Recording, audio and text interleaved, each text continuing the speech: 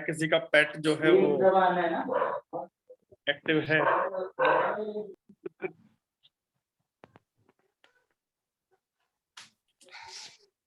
I think बच्चे आ रहे हैं, कुछ बच्चे आ भी चुके हैं। Some of the students are visible to me. Nishant, hello Nishant. Aryan, good evening sir. Good evening sir. Good evening sir. ये क्या है बे, LMX06? ये क्या क्या नाम रखते हो यार आप लोग।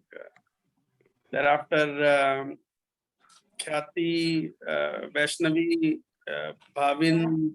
Hello sir. ठीक है, सबके नाम तो पॉसिबल नहीं है लेने, but students visible to me, मैंने उनके नाम लिए।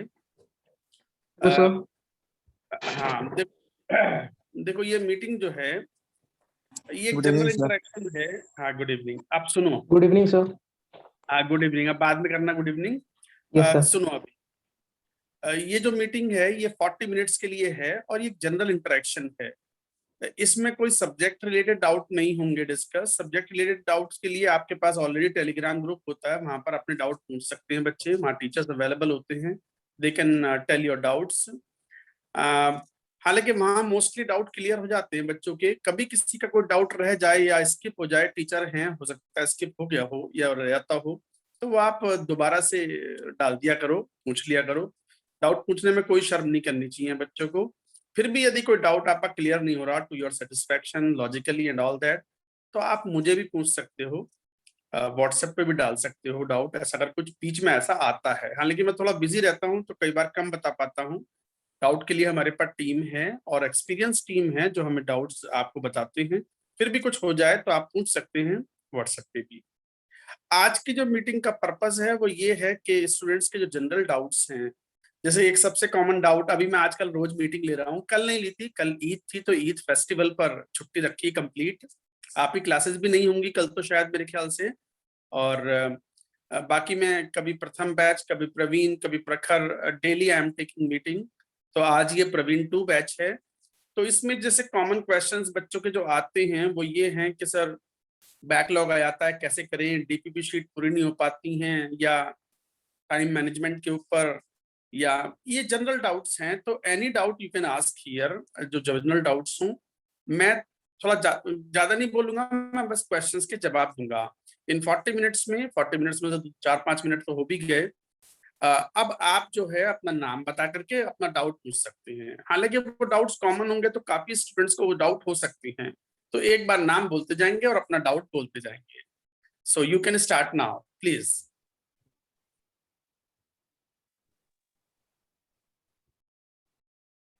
Hello sir. सर। वही हाँ बोलो। सर मेरा नाम शिवम है। सर मेरा सवाल यह है कि सर जो एक्सरसाइज 2 के जो क्वेश्चंस है, एक्सरसाइज 1 के हो जाते हैं और सर 2 के क्वेश्चंस में मुझे टाइम लगता है सोचने में, लेकिन अच्छे से अगर 2-3 अटेम्प्ट में अगर ट्राई करें तो बहुत सोचने पे क्वेश्चंस हो जाते हैं। तो सर मेरा सवाल ये है कि हमको टाइम देना चाहिए सोचने में, या फिर हमको 1-2 ट्राई के बाद ही सॉल्यूशन देख लेना चाहिए? ठीक है, आई गॉट योर क्वेश्चन। देखो इस क्वेश्चन में कई तरह के आंसर छुपे हुए हैं। कई बार बच्चे मुझसे पूछते हैं कि सर जेई मेन के लिए क्या सफिशिएंट है और जेई एडवांस के लिए क्या सफिशिएंट है। आप जो थ्योरी पढ़ रहे हो उसमें जेई मेन और एडवांस्ड सारी थ्योरी उसमें कवर अप होती है। जेई मेन और जेई एडवांस में कोई खास डिफरेंस है नहीं थ्योरी वाइज। हाँ, क्वेश्चन के लेवल का डिफरेंस ऑफ कोर्स होता है। तो जैसे हम बोलते हैं कि हमारी शीट्स हैं, तो उसकी एक्सरसाइज 1 जो है that is mainly for JEE main, exercise 2 is for JEE advanced और exercise 3 is for JEE main and JEE advance. Previous year questions होते हैं, साथ में डीपीपीज भी होती हैं। डीपीपी से क्वेश्चंस काफी अच्छे होते हैं, वो भी आपको करनी चाहिए। अब जैसे कई बार जैसे बच्चे का डाउट है कि सर एक्सरसाइज 2 के क्वेश्चंस में टाइम थोड़ा ज्यादा लग जाता है तो क्या करें। देखो यही बात 11th क्लास वालों के लिए, अगर कोई 11th क्लास का बच्चा है और ये डाउट पूछता है तो हमारा आंसर अलग होता है और ड्रॉपर्स के लिए आंसर अलग होता है। ऑफ कोर्स कोई बच्चा 11th क्लास में है तो उसके पास पूरे 2 साल हैं तैयारी करने के लिए। 11th है, 12th है, तब जाके वो जेई लिखेगा। बट आपके पास एक ही साल है, तो रिलेटिवली आपके पास टाइम थोड़ा कम होता है। उनकी क्लास की फ्रीक्वेंसी 3 या 4 की होती है पर वीक, आपकी क्लास 6 की फ्रीक्वेंसी पे होता है। और एंड में जाके तो संडे को भी कई बार क्लास लगती है आपकी, चाहे वो ऑफलाइन कोचिंग हो चाहे वो ऑनलाइन कोचिंग हो, संडे को क्लास लगती हैं, खासकर वो सितंबर अक्टूबर नवंबर वाले महीनों में जरूरत पड़ने पर। तो मैं ये कहूंगा कि आप अगर एक्सरसाइज 2 के क्वेश्चन सॉल्व कर रहे हैं तो एक एक्सेसिव टाइप पर ना दे, बट देखो जितना टाइम तुम, ये बात तो पक्की है, किसी क्वेश्चन पे अगर आप जुटे हुए हो, उसको मतलब उससे लड़ रहे हो, फाइट मार रहे हो, क्वेश्चन सॉल्व करने की कोशिश कर रहे हो, और जब वो सॉल्व हो जाता है एक जद्दोजहद के बाद, एक मेहनत के बाद में, एक मुश्किल के बाद में, तो जो फीलिंग आती है ना, yes I did solve this question, मतलब एक गुलाब जामुन खाने के बाद भी वो मिठास नहीं आती जो एक क्वेश्चन सॉल्व करने के बाद आती है मेहनत से। देखो उसका तो कोई तोड़ नहीं है, क्योंकि इस तरीके से क्वेश्चन सॉल्व करते हो तो ऑब्वियसली बहुत सारे कॉन्सेप्ट लगाते हो, कॉन्सेप्ट क्लियर भी होते हैं आपके, और वो चीज याद भी हो जाती है। किसी चीज पर अगर जब हम ज्यादा समय देते हैं ना, तो वो चीज हमें लंबे समय तक के लिए याद हो जाती है, बट टाइम तो लिमिटेड ही है ना, तो ये कभी कभी तो चल सकता है, बट नॉट ऑलवेज। तो एक्सरसाइज 2 क्वेश्चंस में एक बार की जगह दोबारा कर सकते हैं, दोबारा में नहीं हो रहा है तो आपको नहीं करना चाहिए, तिबारा 3 बार नहीं करना चाहिए, दोबारा में नहीं हो पा रहा है तो फिर आपको वो डाउट पूछ लेना चाहिए at the Telegram group, because you have a limited period of time. हालांकि 11th क्लास वाले बच्चों को तो हम बोलते हैं लड़ो जितना लड़ सकते हो। तो I think you got the answer of the question. Next question please. Yes, sir. Hello, sir. My name is Sanmit Keda. हाँ बोलो। Sir, मेरा general doubt है कि I'm lacking in some lectures in mathematics, especially because I was tested COVID positive, but I have covered chemistry and physics lectures from past 15 days. So, sir, what should I do now? Because solving sheet doesn't take time as much as it must take. I'm able to solve a complete sheet in 2 to 3 hours for chemistry, and for physics, it takes around 4 to 5 hours for me to solve it. But when I start for extra means extra edge and all that, sir, then one question takes about 15 to 20 minutes for me to get it solved. So, sir, what should be my priority? Completing my maths lecture first, or giving means solving sheets and extra edges both? Right. I think this question, what you asked, no, this question could relate to many of the students, because now in this pandemic situation, many of the students are getting COVID positive, and of course recovering also very well. So this lagging in the class or some backlog, this is really a problem for the students, particularly because of the COVID positive situation. In that case, see, first of all, if you are COVID positive at the moment, don't think of the studies now, because tension will cause a heavy load on your immunity, and that will again aggravate the problem. So you should not. Once you have completely recovered, once you are feeling okay, and once you are having no symptoms at all, then you should start studying. In that case, धीरे धीरे अपना time बढ़ाएं पढ़ने का, और पढ़ने के time बढ़ाने के साथ साथ इंश्योर करिए कि वापस आप अपने नॉर्मल शेड्यूल में आकर आ चुके हैं। तो are you studying 6 to 7 hours after the coaching classes? Coaching classes 3 classes आपकी जैसे डेली होती हैं 4.5 घंटे की, तो 4.5 घंटे में तो देखो हो नहीं पाती वो, उनको पढ़ने में 5.5 घंटे 6 घंटे तक भी बच्चों को लग जाते हैं। तो ऐसे में 6 घंटे तो वो हो गए, इसके अलावा 6 से 7 घंटे और पढ़ना होता है, जिसमें 1.5 से 2 घंटा केमिस्ट्री पढ़ना होता है, 2.5-3 घंटे तक आपको मैथ्स पढ़ना होता है, और 2 घंटे फिजिक्स पढ़ना होता है। मैथ्स थोड़ा डिमांडिंग ज्यादा है, ज्यादा वर्कआउट करने की जरूरत पड़ती है, तो you need to give more time to the mathematics. If you are ensuring that you are doing some 7 hours study apart from the coaching study, then you will not have the lag, and the lag will be finished, or lag will be taken care of in the next 2 weeks or something like that. So that way you can go ahead. Now coming to the question of the extra edge, of course extra edge gives you an additional advantage for the JEE Advanced, not for JEE Main, JEE Advanced. If you're having the backlog, so first priority should be the completing the backlog, and then only once it is over, then only if you're getting the time, then you should do the extra edge. Otherwise you should not do the extra edge. Now you should complete the backlog and come to the stream of the running classes, so that you can do well in the periodic test every 21 days you are doing. I hope you got the answer of the question. Yes, sir. Thanks. Next question, please. Hello, sir. My name is Sanskar. हाँ बोलो। Sir हम जब भी lecture देखते हैं और जब हमें सर टीचर्स आप और सर अलग टीचर्स भी जो है वो हमें क्वेश्चन कराते हैं, तो सर हमें सबसे पहले रिकमेंड करते हैं कि वीडियो पॉज करें और ट्राई करें। सर क्वेश्चन को पॉज करके हम ट्राई तो कर लेते हैं, पर कभी कभार क्या होता है सर कि सॉल्यूशन एग्जैक्टली मैच नहीं करता है, और दूसरी तरफ से जैसे टीचर्स होते हैं वो एक नया सा मतलब तरीका बताते हैं, तो सर थोड़ा अनकंफर्टेबल फील होता है, कुछ नई चीज सिखाते हैं और फिर सर ऐसा लगता है कि ये तो मैं सोच ही नहीं पाया, ये तो मुझे याद करके रखना पड़ेगा अगली बार जब मैं इस क्वेश्चन पे अटैक करने आऊंगा। तो सर ऐसी सिचुएशन हाँ, में क्या करना। और देखो, सर एक और सवाल है सर, अभी जैसे पहले मैं पहले 12th रुको स्टडी। रुको, पहले मैं इस हाँ क्वेश्चन का जवाब दे देता हूँ। हाँ तुम बोर्ड की तैयारी कर रहे हो क्या अभी?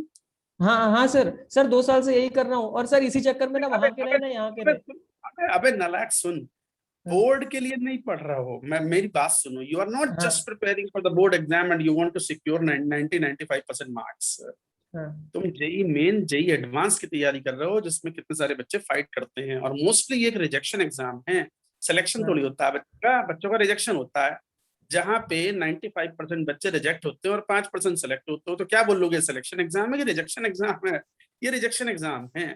तो भाई अगर टीचर आपको तरीका बता रहे हैं, आपका तरीके से भी आंसर मान लो आ गया, और टीचर ने कोई डिफरेंट तरीका बताया, डिफरेंट मेथड बताया, उससे भी आंसर आ गया, तो क्या पता टीचर का तरीका ज्यादा स्मार्टर तरीका हो। अच्छा, नीड नॉट बी, हो सकता है आपका तरीका टीचर से तरीके से बेटर हो।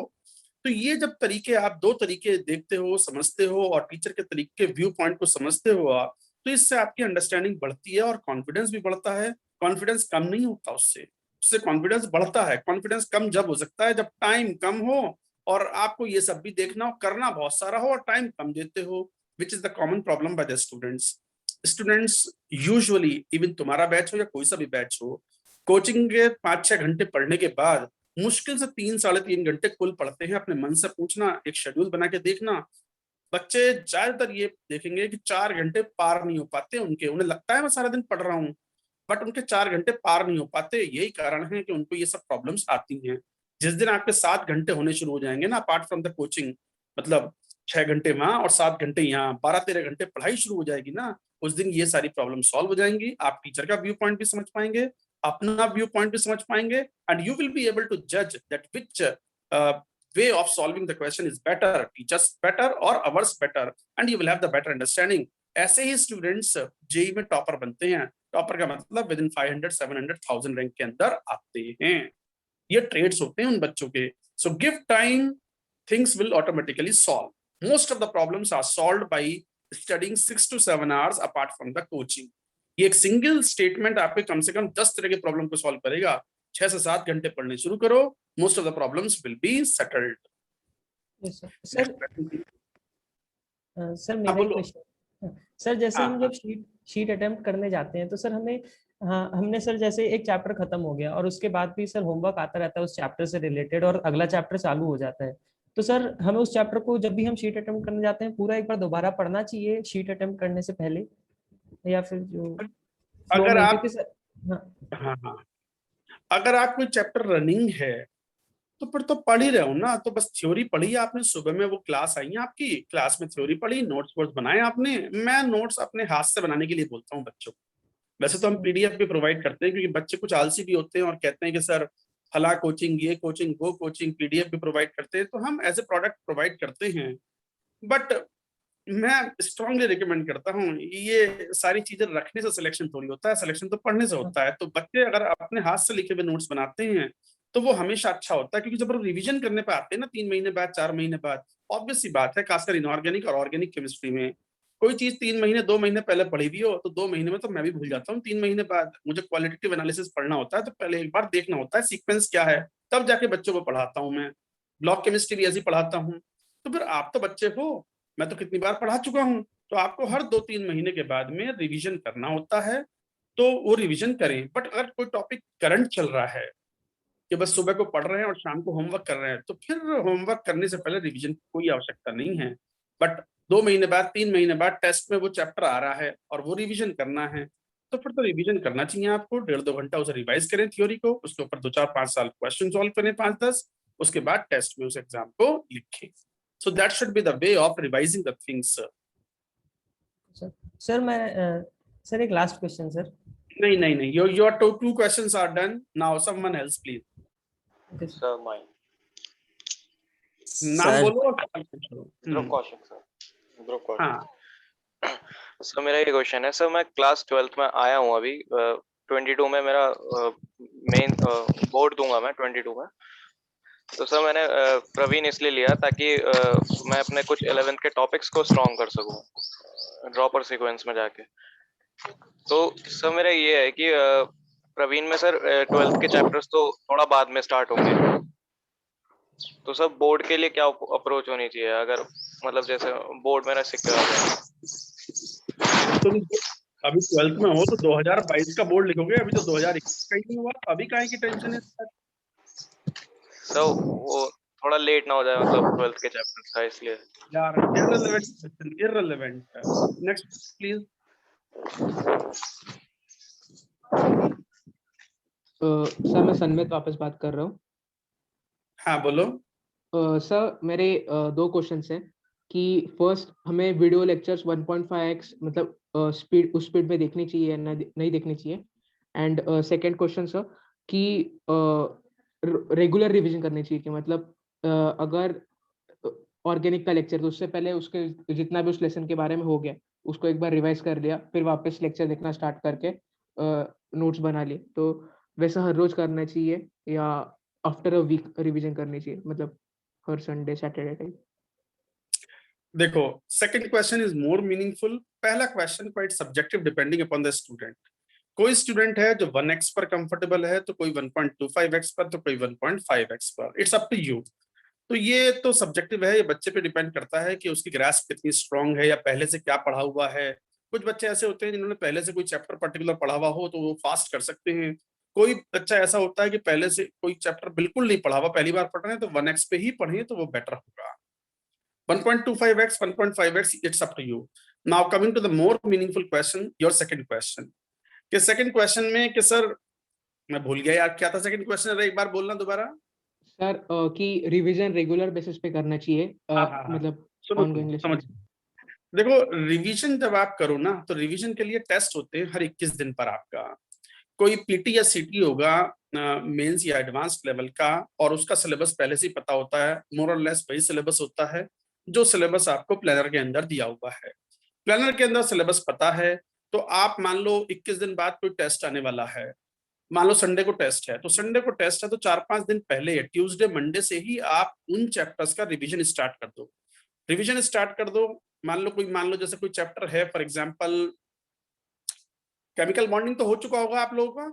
नहीं सर, आपका गैसियस स्टेट चालू है अभी फिजिकल के अंदर, एंड चलो ऑर्गेनिक के अंदर पीओसी ठीक है, मान लो गैसीय स्टेट है, रियल गैस है, तो रियल गैस आने वाला है, तो रियल गैस को आधा पौन घंटा 1 घंटा उसको रिवाइज करो। पहले पढ़ चुके हो, पहले शीट सॉल्व कर चुके हो, चूंकि अब टेस्ट में आ रहा है दोबारा से तो एक बार आधे घंटे 1 घंटे के लिए उसको रिवाइज करो अपने नोट्स में से, जो आपने नोट्स बनाए हैं। मेन फॉर्मूले एक बार कॉपी में लिख के देखो, और 2-4 डीपीपी शीट में से कुछ क्वेश्चन सॉल्व कर लो रैंडमली। हो गया, 2-2.5 घंटे में वो चैप्टर आपका रिवाइज हो जाएगा। आपका हर महीने, हर तीसरे महीने वो चैप्टर फिर वापस से आएगा रिवीजन के लिए। तो रिवीजन के बहाने से साल जब एंड होगा तो आपके कम से कम 4-5 बार ये रियल गैस आपका रिवाइज हो चुका होगा, एंड अकॉर्डिंगली अब तो पक्का हो गया होगा। पहली बार रिवीजन करते हो, पहली बार जब पढ़ते हो किसी चैप्टर को, you take a hell of time. दूसरी बार जब रिवीजन करते हो उसको तो आपको काफी कम समय लगता है, और तीसरी चौथी बार में तो थ्योरी पढ़ने की जरूरत नहीं होती, उसे आपको याद लगता है ये तो सब पढ़ा हुआ है, let's do some questions and that's it, it is revised. So that is the way of revising. So your test are the reason for revision, effective revision. Got it? Yes somebody else? Sir my name is Divyansh. हाँ बोलो। Sir मेरा एक थोड़ा personal doubt है। Sir मैंने जब जनवरी में दिया था जेई मेंस तो मेरे 92% आए थे, और फिर मेरी 11th में प्रिपरेशन काफी अच्छी चल रही थी, बट 12th में कोविड की वजह से काफी खराब हो गई। तो मम्मी पापा और कोचिंग के टीचर सब कहने लगे तुम्हारे तो अच्छे आने थे, तो मैंने ड्रॉप ले लिया अर्ली। तो क्या मुझे आगे वाले अटेम्प्ट भी देने चाहिए? बिल्कुल देने चाहिए। मैं ये मान के चलता हूँ कि अगर तुमने 2022 के लिए मान लो कंपटीशन पे फीस दे दी है, तो ऐसा नहीं कि इस फीस को यूटिलाइज करने के लिए 1 साल पढ़ना ही पढ़ना है, नॉट लाइक दैट। अगर 92 परसेंटाइल जनवरी में आया हुआ है तो टू से 98 99 पहुंचना कोई बहुत मुश्किल बात नहीं होती है। कुछ क्वेश्चंस हर सब्जेक्ट में बस सही होने एक्स्ट्रा, एंड दैट्स इट। अबे निशांत क्या खा रहा है ये? मोमोज खा रहा है क्या? मोमोज है? सीधे बैठ। क्या खा रहा मुझे दिखाइए जरा, क्या खा रहा? खा ले कोई बात नहीं, स्क्रीन बंद कर ले, खा ले। बाकी सब बच्चों का दिमाग भी तेरे खाने पे लग जाएगा। खाने नाश्ते का टाइम हो रहा है ना अभी भी। तुम्हारी मीटिंग के बाद में मैं चाय वाय पीऊंगा, मैं भी खाऊंगा कुछ। खैर ठीक। तो मैं ये बोल रहा था कि अगर 92 परसेंटाइल है तो 98 99 परसेंटाइल तक पहुंचने में बहुत ज्यादा टाइम लगता है, बहुत ज्यादा एफर्ट नहीं चाहिए। अभी तो यही नहीं पता 2 महीने बाद एग्जाम होगा, 2.5 महीने बाद होगा। आपने अगर अच्छे से पढ़ाई की हुई है, कुछ चैप्टर तो यहीं पढ़ लिए आपने, बाकी कुछ चैप्टर पहले से जो पढ़े हुए हैं, एनसीईआरटी पढ़े हुए हैं, पूरी जान लगा करके आपको बाकी बचे हुए दोनों अटेम्प्ट देने चाहिए। और यदि आपके 99 परसेंटाइल 98.5 परसेंटाइल के आसपास आ जाते हैं तो you will get decent NIT with decent branch. आपको इसी साल निकल जाना चाहिए, अगले साल का वेट नहीं करना चाहिए। और ऑब्वियसली इन 2-2.5 महीनों में जो तैयारी करोगे, पढ़ोगे, और मान लो नहीं भी आ पाए तो अगले साल के लिए हेल्प तो करेगा, नुकसान तो नहीं करेगा ना। So you should try your level best, maximum energy के साथ में, कि इसी साल अगर हो जाता है तो इट इज बेस्ट, ताकि एक साल ड्रॉप लेना ना पड़े। I hope you understand the point.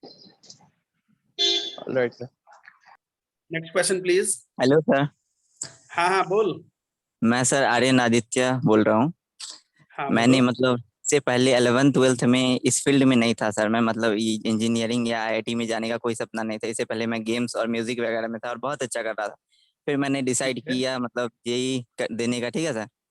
Then आप लोग सारे टीचर का वीडियोस वगैरह देखा, और जब से मैंने प्रवीण 2 कोर्स लिया, सब कुछ मतलब सर लेक्चर नोट्स जो भी आप लोग बोलते हो सबको फॉलो करता हूँ। एक्स्ट्रा ईट जो भी मतलब आप लोग बोल रहे हो सबको फॉलो कर रहा हूँ। मैं ये चाह रहा हूँ कि जब तक मतलब कोर्स खत्म हो जाए, फिर थोड़ा कभी कभी मेरा ये मेनली डाउट ये है कि कभी कभी मैं अंडर कॉन्फिडेंट हो जाता हूँ कि मैं मतलब एजुकेशन में मैं इससे पहले कभी सर अच्छा नहीं किया, नॉर्मल मतलब एवरेज बच्चा था। और अभी मैं चाह रहा हूँ कि मेरा टॉप आईआईटी में सिलेक्शन हो जाए, और मेहनत भी कर रहा हूँ। जब से कोर्स लिया सब कुछ मतलब अप टू डेट रख रहा हूँ। तो मेरा ये डाउट है कि मैं मतलब कर पाऊंगा ये चीज कि नहीं, ऐसा। मैं 1 मिनट में अपनी स्टोरी बताता हूँ, ज्यादा टाइम नहीं लूंगा। मैं एक बहुत गांव को बिलोंग करता हूँ, I am a villager actually. और वहां पर ना तो स्कूल है, मतलब उत्तर प्रदेश में हिंदी मीडियम से पढ़ा हुआ हूँ। सरकारी स्कूल में पढ़ा हुआ, जहाँ पर जमीन में बैठ के पेड़ के नीचे टीचर पढ़ा देते थे, मारते भी बहुत थे, कूटते भी बहुत थे। वो तो खैर ठीक है, मारना पिटना कूटना तो हमारे टाइम पे खूब चलता था, हमें बुरा भी नहीं लगता था, मतलब इट इज ओके। पापा कूटेंगे और गुरु जी कूटेंगे, this is equivalent, so it is all right. तो हम उतना बुरा भी नहीं मानते थे। और जैसे हमारे साथ में कोई फर्स्ट डिवीजन आ जाता था तो बहुत बड़ी बात होती थी। तो I was the only student who got the first division in my school. हालांकि बहुत छोटी सी जगह है वो, तो बहुत बड़ी मतलब होंगे हमारे 50-60 बच्चे थे साइंस साइंस में, पीसीएम में। I was the only one जिसमें 14-15 ही पास हुए थे, जिसमें मैं फर्स्ट डिवीजन था। और मैथ्स में I got 99 marks in 12th class. तो 12वीं क्लास तक कुछ पता ही नहीं था। फिर 12वीं क्लास के बाद वहीं पे मुरादाबाद एक शहर है हमारे गांव के पास में, वहां जाकर के हमने ट्यूशन व्यूशन लगाए। और ट्यूशन में टीचर ऐसे नहीं पढ़ाते थे जैसे हम लोग अब पढ़ाते हैं, जैसे ऑर्गेनाइज्ड कोचिंग अब हो गई है। अब तो सब कुछ पढ़ाया जाता है। वो अपने मन की चीजें जो स्ट्रांग होती थी वो पढ़ा देते थे। शायद तुम समझ रहे हो मैं क्या कहना चाह रहा हूँ।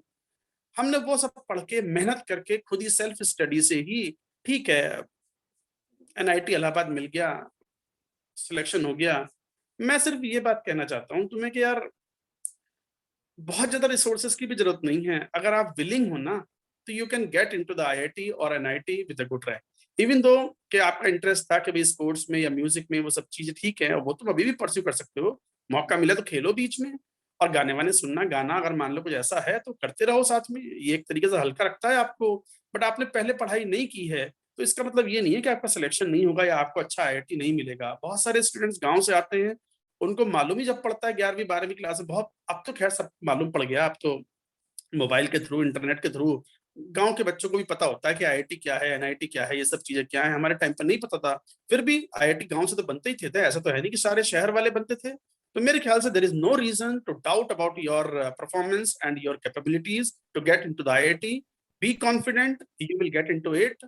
जैसा कह रहे हैं बस वैसा करते जाओ, मेहनत करो और होमवर्क पूरा करो। कोई शॉर्टकट नहीं है, सब सुन लो एक बात ध्यान से, कोई शॉर्टकट नहीं है। कोई ये चलता रहता है ना कि 20 दिन में ऑर्गेनिक पढ़ें, 8 दिन में। अरे कभी कभी तो मैं सुनता हूँ कि एटॉमिक स्ट्रक्चर 18 मिनट में, एटॉमिक स्ट्रक्चर में यूट्यूब पे सब कुछ अवेलेबल है भाई। किसी दिन 18 सेकंड भी आने वाला है, revise in 18 second that entire atomic structure. तो ये सब मिलेगा देखने को, सब कुछ नहीं है। मैं कहूँ या कोई भी कहे, नहीं विश्वास करना है इन बातों पे। जो समय लगना है लॉजिक को समझने के लिए चैप्टर्स का, वो लगेगा ही।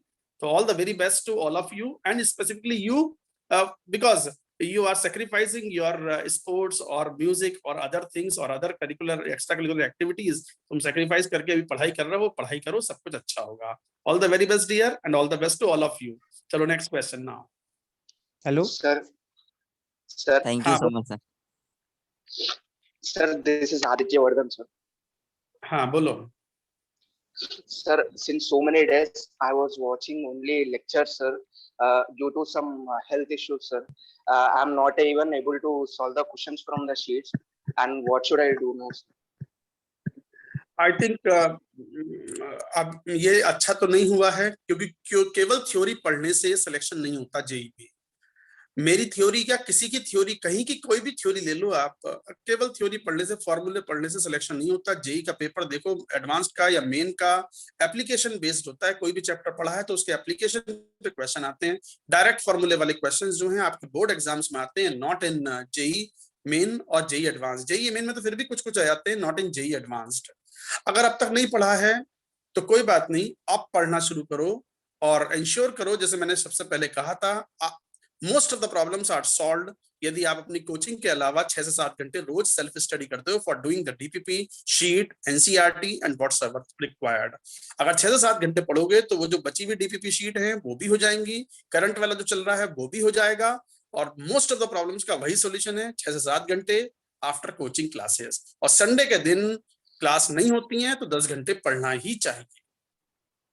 Sir, when to make short notes and revise it, sir? Short note का क्वेश्चन पता नहीं क्यों रोज पूछ रहे हैं बच्चे मुझसे। मैं आजकल रोज जूम मीटिंग करता हूं, कभी 11वीं 12वीं 13वीं के बच्चों से। मैं शॉर्ट नोट प्रेफर नहीं करता हूं। मेरा मानना यह है कि आपका मैक्सिमम टाइम जो है क्वेश्चन सॉल्व करने में, लॉजिक को समझने में, लॉजिक को अप्लाई करने में जाना चाहिए।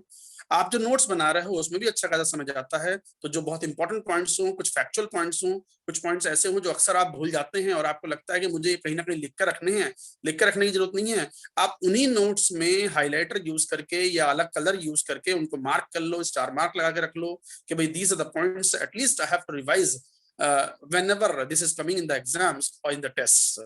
तो हाइलाइटर यूज करो। अलग से शॉर्ट नोट्स बनाने के लिए टाइम वेस्ट नहीं करना चाहिए। That time should be utilized for solving questions in DPP and sheet on WhatsApp. Thank you so much. Hello sir. Sir, I want to ask, sir, मैंने मार्च अटेम्प्ट में 83 percentile secure किया था, but sir मैंने drop अभी ले लिया। तो sir जैसे अभी जो नेक्स्ट मेंस के अटेम्प्ट होंगे तो सर उसमें मैं इनऑर्गेनिक केमिस्ट्री को कैसे कवर करूं? मैंने जीआईसी आपके यूट्यूब लेक्चर से देखा है सर। तो सर बाकी की जो चैप्टर्स है, ब्लॉक केमिस्ट्री, सर वो सब को कैसे कवर करूं सर? अब यूं मान के चलो कि अगर तुम 2021 के बचे हुए अटेम्प्ट देना चाहते हो, मैंने एक बच्चे को अभी आंसर किया भी था एक क्वेश्चन, मैं वापस आंसर करता हूं। 83 percentile is a bad percentile, not a good one, but 83 से बहुत सारे बच्चों को मैं जानता हूं जो आराम से 98 99 परसेंटाइल तक पहुंचते हैं। मैं फिर बोल रहा हूं 98 99 परसेंटाइल पहुंचने के लिए बहुत ज्यादा मार्क्स की जरूरत नहीं है। 98 परसेंटाइल के लिए all together you need 150 to 180 marks, and 99 percentile के लिए आपको 180 से 220 के बीच में नंबर चाहिए होते हैं। अब वो डिपेंडिंग अपॉन के पेपर का लेवल कैसा है। अगर 83 परसेंटाइल माइल नहीं है वो छोड़ो, आपको पीछे गया सब। आप तो अगर 2-2.5 महीनों के लिए जो चल रहा है उसे तो सैक्रिफाइस करो मत, जो अभी करंट चल रहा है आपके 2022 के लिए। इसके अलावा आप कितनी मेहनत कर सकते हो उस पर डिपेंड करता है कि टाइम निकाल करके आप जैसे बोर्ड के लिए तैयारी करते हैं ना, किसी को बोर्ड में अगर 96% मार्क्स लाने हो, 95% मार्क्स लाने हो, तो वो घोटा मारेगा ना इनऑर्गेनिक केमिस्ट्री का, ब्लॉक केमिस्ट्री का, सरफेस केमिस्ट्री का और भी कई चैप्टर्स का। तो जैसे रट रट के बढ़िया से मेहनत करके सारी चीजें याद करके भी अगर चले जाओ तो आसानी से बच्चों के 98 परसेंटाइल प्लस आ सकते हैं। तो इन 2-2.5 महीनों में तुम जीआईसी पढ़ लो। जीआईसी पढ़ने के बाद में you can read NCERT for block chemistry, for surface chemistry and for organic chemistry के कई सारे चैप्टर्स जैसे इन्वायरमेंटल केमिस्ट्री हुआ या बायोमोलिक्यूल्स हुआ। इस तरह के चैप्टर्स को पढ़ो तो मेरे ख्याल से आराम से अच्छे खासे नंबर आपके इंक्रीज हो सकते हैं. So this is what you can do. But of course, everything you cannot study in 2 months. Again, you need some 7-8 months that for complete study of the everything. Okay, sir. बच्चों 7-8 minute बाकी हैं, 8-9 minute बाकी हैं. More questions you can ask. Hello sir, I am Sanjay Datta. नहीं, निशांत कुछ पूछना चाहते हैं. निशांत, यस. सर अच्छा, मेरा क्वेश्चन ये है कि पहले मैंने पहले ये बता खा क्या रहा था. नहीं सर वो पकौड़ी थी. अच्छा, पकौड़ी क्या प्याज के? जी सर. चल सवाल पूछ. सर मेरा क्वेश्चन ये था कि मैंने मोल कॉन्सेप्ट की सीट कर चुका हूँ जो एसेंशियल थी, और सर मेरे को ये पूछना है कि क्या मैं इसके बाद एक्सप्लेज पे जाऊँ या फिर एनसीईआरटी की जो बैक एक्सरसाइज क्वेश्चन है वो करूँ. एनसीईआरटी क्वेश्चंस अगर तुमने एक्सरसाइज 1 कर ली है, इवन एक्सरसाइज 1 अगर तुमने सॉल्व कर ली है मूल कॉन्सेप्ट की या किसी भी चैप्टर की, तो फिर तुम जब एनसीईआरटी के क्वेश्चन बैंक सॉल्व करोगे ना, जो पीछे एक्सरसाइज वाले होते हैं, you will find that most of the questions are easy and you are able to solve. तो फिर उसमें टाइम बहुत ज्यादा लगाने की आवश्यकता नहीं है. अगर तुमने शीट अच्छे से सॉल्व की भी है, डीपीपी अच्छे से सॉल्व की है, तो आपका एनसीईआरटी इज मेजरली कवर्ड. फिर जब एनसीईआरटी एक बार आप पढ़ोगे तो फिर उसमें जो इंटेक्स्ट क्वेश्चन होते हैं वो देख लो. मेरे ख्याल से पीछे वाले क्वेश्चंस बहुत ही रेगुलर क्वेश्चंस होते हैं. इनफैक्ट एनसीईआरटी के intext questions are better than the exercise questions. तो यू अगर टाइम मिलता है तो करो, वरना you can skip also. Next question please. हाँ, hello sir, my name is Satyam Singh. Sir जैसे कि हमारा बोर्ड पोस्टपोन्ड हो गया है सर, और एग्जैक्ट डेट पता नहीं है सर. सर मैंने बोर्ड के लिए पूरा रिवाइज और प्रिपरेशन कर रखा था, लेकिन एक मंथ से मैं बोर्ड पे ज़्यादा फोकस नहीं हूँ सर. मतलब कोचिंग के लेक्चर में मेरे 6 घंटे निकल जाते हैं लेक्चर देखने में, और बाकी का टाइम सीट और मॉड्यूल करने में सर. लेकिन इस कारण से मैं अपने बोर्ड का जितना भी है वो फोकस भूलते जा रहा हूँ सर, सब कुछ. तो अभी क्या करना चाहिए? हाँ, ये ज्यादातर बच्चों के सामने इनको एक फीलिंग रहती है कि मैंने बोर्ड की तैयारी की थी और अचानक से एग्जाम जो है वो इंडेफिनेटली पोस्टपोन्ड हो गए. कब होंगे कब नहीं होंगे, ये तो सब बेकार हो जाएगा. बेकार नहीं होता, पढ़ा हुआ बेकार नहीं होता. एक बार आपने कोई अच्छी चीज पढ़ रही है तो फिर दोबारा जब उसे पढ़ते हो तो रिवीजन करने में बहुत कम समय लगता है.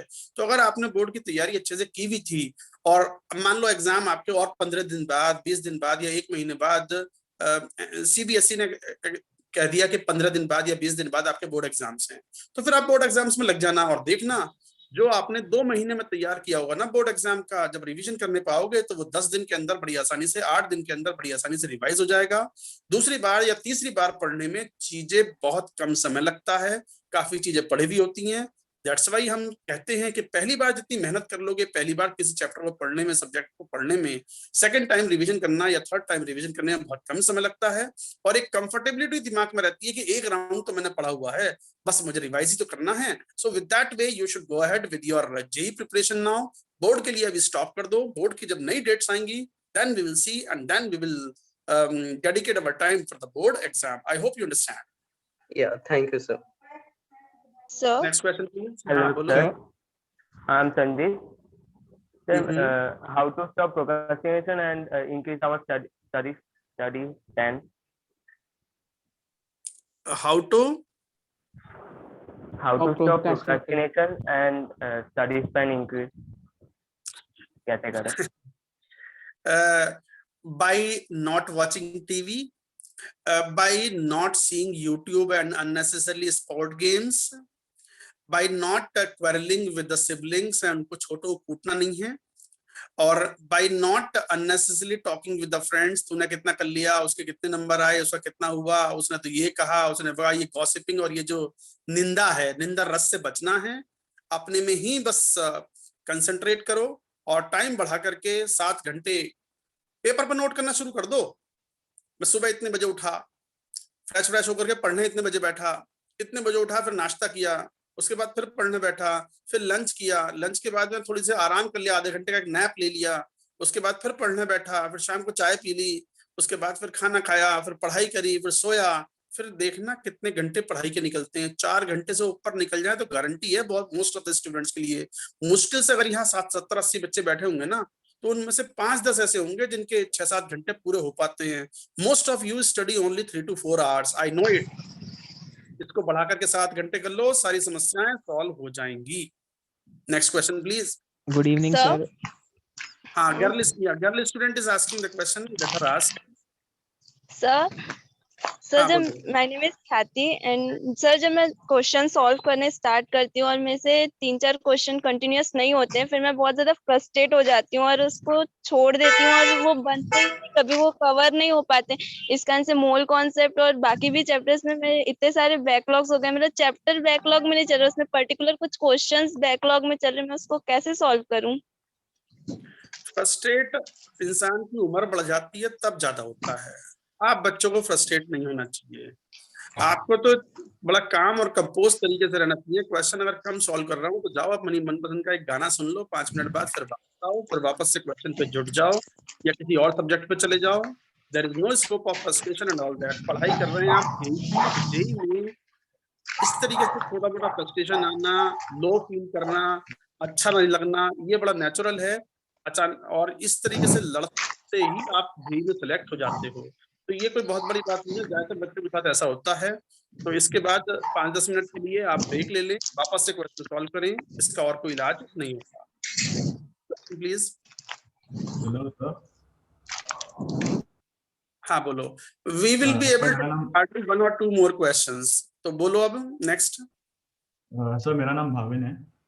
हाँ। सर जब मैं मतलब आराम से शीट या डीपीपी करने बैठा हूँ तब मतलब क्वेश्चन हो जाते हैं मेरे से, लेकिन जब मैं टेस्ट देता हूँ तब मतलब बहुत प्रेशर आ जाता है और वो प्रेशर की वजह से ये क्वेश्चन नहीं होते मेरे से। देखो, मैं वापस इस बात पे ये कहूंगा कि जब आप डीपीपी शीट करते हो तो आपको टाइम बाउंडेशन नहीं होती, तो आप एक अनलिमिटेड टाइम में क्वेश्चन सॉल्व करते हो और वो प्रेशर भी नहीं होता। बट अल्टीमेटली एग्जाम में ये प्रेशर तो सबके लिए रहेगा, तुम्हारे लिए नहीं, सबके लिए है कि भाई गिवन टाइम पीरियड में क्वेश्चन सॉल्व करने हैं। तो मैं इसमें ये कहूंगा कि आप थोड़ा सा कम क्वेश्चन अटेम्प्ट करो और कोशिश करो कि एक्यूरेसी ज्यादा हो, स्पीड बाद में मेंटेन कर लेंगे। 2 चीजें होती हैं, एक्यूरेसी एंड स्पीड। स्पीड समय के साथ धीरे धीरे खुद आ जाती है जब आपका कॉन्फिडेंस बढ़ता है। शुरुआत में आपको एक्यूरेसी पे ध्यान देना चाहिए। अगर आपके नंबर जो है 40% मार्क्स की आ रहे हैं टेस्ट में, तो आपको 60% नंबर लाना है। तो आप ये जो 90% अटेम्प्ट करते हो, पूरा पेपर अटेम्प्ट करते हो, ये बंद करो। जिन क्वेश्चंस में कम कॉन्फिडेंस है उनको आप ब्लफ करना करो, छोड़ दो उस क्वेश्चन को, और जो आता है अच्छे से वो अटेम्प्ट करो। मेरे ख्याल से धीरे धीरे मार्क्स आपके बढ़ने शुरू होंगे। And again, ensure that you are studying 6 to 7 hours a day, even after your coaching. Next one. Sir मुझे एडवांस में अच्छे रैंक लाने हैं सर, तो क्या सारे चैप्टर के एक्स्ट्रा एज जरूरी है या फिर कोई एक चैप्टर के एक्स्ट्रा एज को स्किप कर सकते हैं? अगर आपको कंप्लीट नहीं हो पाता है। विदिन 1500 रैंक के अंदर जेई एडवांस में लेके आना है तो फिर आपको एक्स्ट्रा एज करना ही चाहिए। और आप सोचते हैं कि मेरा 4-5 हजार जेई एडवांस में रैंक आ जाए, जेई मेन में भी 5-6 हजार जाए, तो इट्स अप टू यू। करोगे अच्छा है, नहीं भी करोगे तो it is all right. Okay sir. Next question please. कौन सांस ले रहा है इतनी लंबी लंबी? बोलो। Good evening sir. हाँ बोल। सर मेरा क्वेश्चन ये है कि सबसे पहले तो मैं बता देता हूँ, मेरा अगले साल है बोर्ड एग्जाम 2022 में, और मेरी टीचर स्कूल वाले हैं जो, उन्होंने मुझे रेकमेंड किया था कि तुम एनसीईआरटी एग्जाम्पलर को खरीद लो। तो मैंने उसमें क्वेश्चंस देखे तो उसमें काफ़ी सही क्वेश्चंस दिखे मेरे को जेई एडवांस से रिलेटेड। तो मुझे क्या करना चाहिए, उन्हें करना चाहिए या नहीं करना चाहिए? पहले तो अपनी डीपीपी शीट सॉल्व कर दो, तो अगर टाइम मिलता है तो कर लो, वरना अपनी डीपीपी शीट जो है they are very good and well researched. इसी से बच्चे अच्छे रैंक लेके आते हैं। मटेरियल तो बहुत पड़ा मार्केट में, इतना पड़ा हुआ है कि हम भर नहीं सकते अपने मुंह में सब कुछ। तो इसलिए थोड़ा संतोष रखो, पहले डीपीपी शीट सॉल्व करो, एनसीईआरटी पढ़ो, फिर टाइम बचता है तो देन यू कैन डू।